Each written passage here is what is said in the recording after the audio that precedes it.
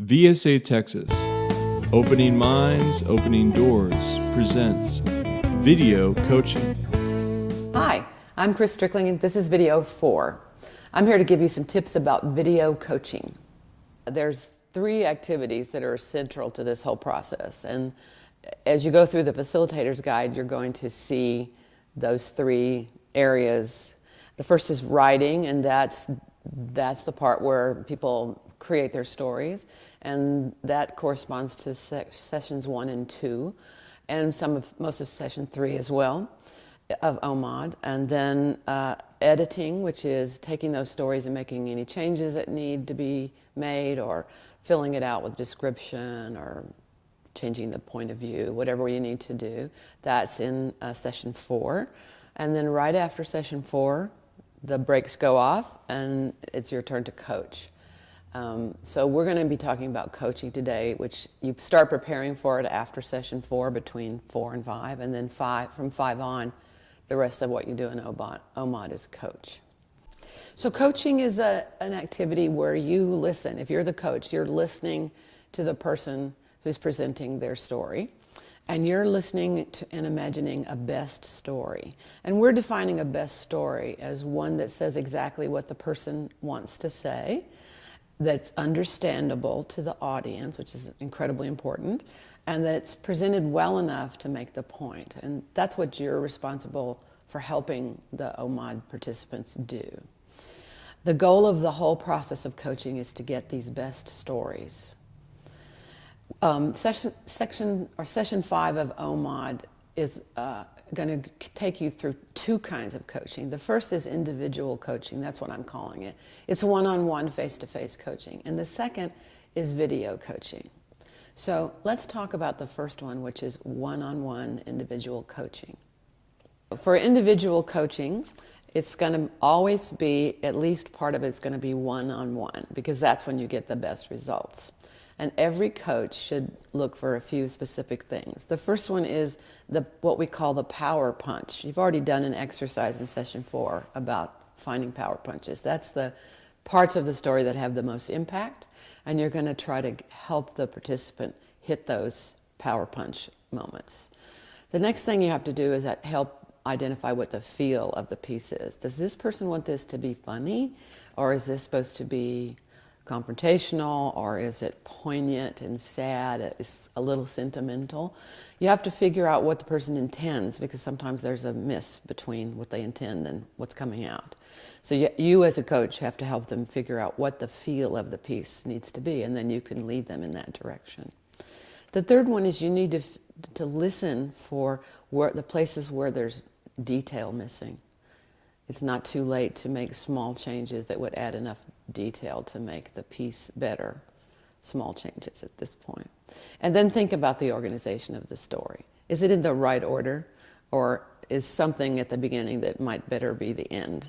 So after you've heard it a couple of times, you should be able to get a feel for that. The next thing that the Facilitator's Guide has to offer you is a coaching template. And it's a step-by-step guide to how you actually do the coaching, so that you can give that to volunteers or staff that are helping you with the coaching day. And they'll pretty much have a formula to follow for doing this kind of individual coaching.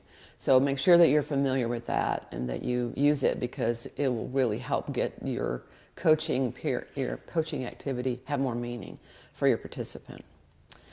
The importance of the one-on-one coaching, the really important thing, is that you get a chance to point out strengths and weaknesses to the performer in a very supportive way. It's one-on-one.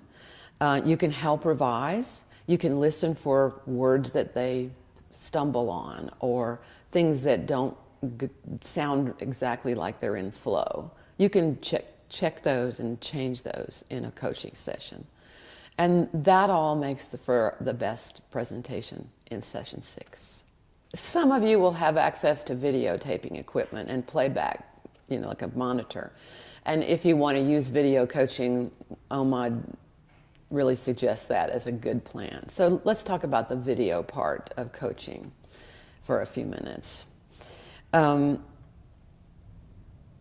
have to take the videotaping has to be in session 5, And it needs to be separate from the one-on-one coaching that's happening during that day. So, and the reason for that is because it needs to be quiet so that you come out with a usable video, and so that the person who's doing their video taped presentation practice has enough ability to focus, because it's hard when someone's filming you to get yourself focused. So it's in the building that you're in, but in a different room, if you can pull that off at all. If not, a sectioned off, but there has to be a separate space. And the other reason for that is that there's going to be all these people that are preparing their pieces with their individual coaches, and if someone's there doing videotaping, that's going to be an interruption for everyone. So as much as you can, put that in a different space.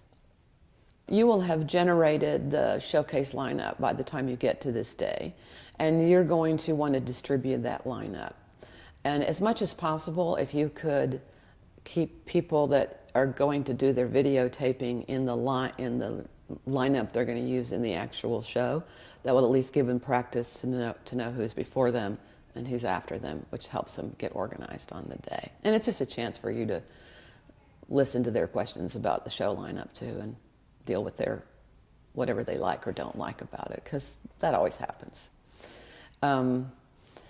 So you just videotape the person doing their presentation, and hopefully if you can swing this and you have enough people around, you can get exactly what the equipment they'll use in the live showcase. So that is not only just a practice to get feedback, but it's a practice with their equipment. And once all the videotaping is complete, you reassemble the entire group together and everyone looks at the videos together. So once you have everyone back in the room together and you've got your playback system set up, which may take a few minutes, then you call their attention together and you review the basic etiquette, which is stuff we've reviewed before, but just to remind them as we begin to look at each other's presentations, to not have any talking or texting during that, to turn their phones off and to give their full attention. It's that whole respect drill that we did at the beginning of OMOD, and you'll have to do it at this point again. It's in your facilitator guide. So the first task is the individual's response to their own video, and you'll guide them to look at their video carefully, pay attention to it, and do a simple self-assessment. Because self-assessment is probably the thing that will move their presentation forward the most. You want to have them ask themselves, was I easy to understand? This is very obvious to people after they see themselves perform. If they can understand what they said, they think they're understandable. What did my body say about me while I was speaking? Sometimes participants need to have a little help with that, and you can ask the peers to give that feedback later. But you want them to take a stab. What did my body say? And what was the greatest or the best thing about me? What did I do really well? You want them to pinpoint something they did really well, because everyone does something really well, and these are their best stories. So they need to have that pride. And then what could I improve is where you open up that door of being happy with what you've done, and also a little bit self-critical, a little bit of self-analysis. Okay, so that's the individual's part of the reviewing of the video. But the peers have a point of reference for this too that's different from the person who produced the video or whose piece it was. So you're gonna ask the peers to answer the same question. Ask them, was this speaker easy enough for you to understand? Did you think you got the story? What did her body say about her? And see what dialogue comes up with that. The same question, what was the absolute best thing, the greatest thing about this? Usually this is something people can do really easily. And what could the person improve on? So you've had those 4 questions twice, one from the individual and one from peers, and that's a pretty useful amount of feedback, and it doesn't take long. You have to be careful as a facilitator not to let it go on for more than a few minutes apiece, because you've got a lot of people to get through. But try and get both the individual and the peer in the conversation, because that's the beauty of the videotape.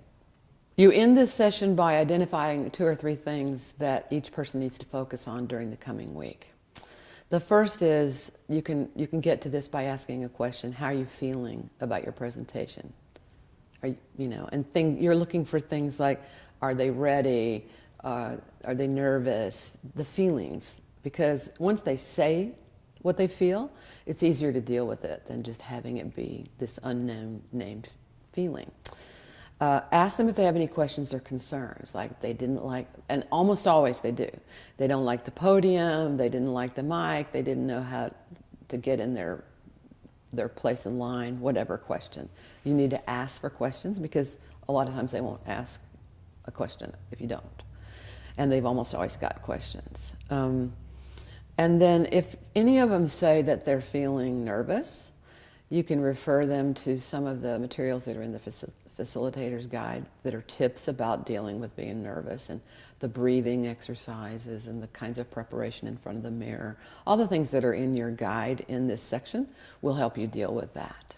Whether you're doing face-to-face coaching, individual coaching, or video coaching, these are the things to remember. You have to always be supportive. There's no room for negativity on any level. These are people who, well, anytime you teach writing and ask people to do a performance, there's no room for being negative about anything. It's always, this is the good part, let's go further on this part, something that's helpful. And if you look for changes that they're willing to make. Don't get dug in about a change you want to make, because it's not your piece. Give it up. If they're not willing to do it, it's not going to happen. Leave it alone. Respect the story. Make suggestions. Don't take over, because they didn't come here to have you use your voice. I had to learn this the hard way from working for a long time in theater with this group of people, and it's so much better if you can stay out of it. And remember that nothing is ever perfect, ever, ever, ever in theater, and nothing ever really needs to be. So enjoy what you've got and do the best you can coaching, and good luck. This is the end of video number 4. It's also the end of the series. I hope that this information will help you see the value in each story, and that your support will inspire confidence in all your OMOD participants. For more information on the Opening Minds, Opening Doors project, please visit our website at www.vsatx.org/OMOD, or call us toll-free at 1-866-489-8412.